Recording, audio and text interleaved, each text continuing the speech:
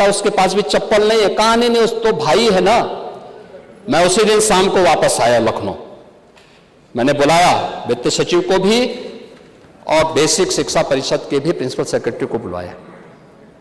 मैंने कहा भी देखो, प्रदेश भर के हर बेटी के लिए 2 uniform, bag, books, shoes, socks ये अनिवार्य रूप से करो। जाति मजहब देखना सरकार के लिए पाप, योगी का विपक्ष पर तीखा वार।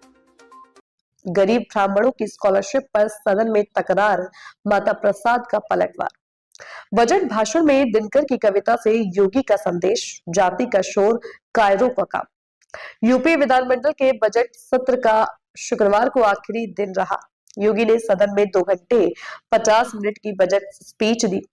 सीएम ने कवि दिनकर की एक कविता सुनाई।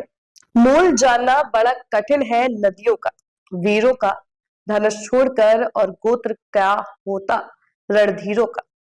पाते हैं सम्मान तपोबल से भूतल पर शूर, जाति जाति का शोर मचाते केवल कायर और क्रूर। योगी ने कहा, हमने किसी की जाति, मत और मजहब नहीं देखा। अगर सरकार ये सब देखे तो यह पाप है। सीएम ने नेता प्रतिपक्ष माता प्रसाद से कहा, अरे पांडे जी, गरीब ब्राह्मणों को भी दे दिया होता। जो गरीब ब्राह्मण स्कॉलरशिप तक नहीं पाते थे। माता प्रसाद ने जवाब दिया, गरीब ब्राह्मण जीने तो पाए। सीएम ने कहा, सपा सरकार में हर साल इंसेफेलाइटिस से 1500 से 1700 SC/ST बच्चों की मौतें होती है। 2019 के बाद से इंसेफेलाइटिस का उन्मूलन हो चुका है। हमने किसी की जाति नहीं देखी। सपा की 4 बार सरकार बनी, लेकिन आपने विचार तक नहीं किया।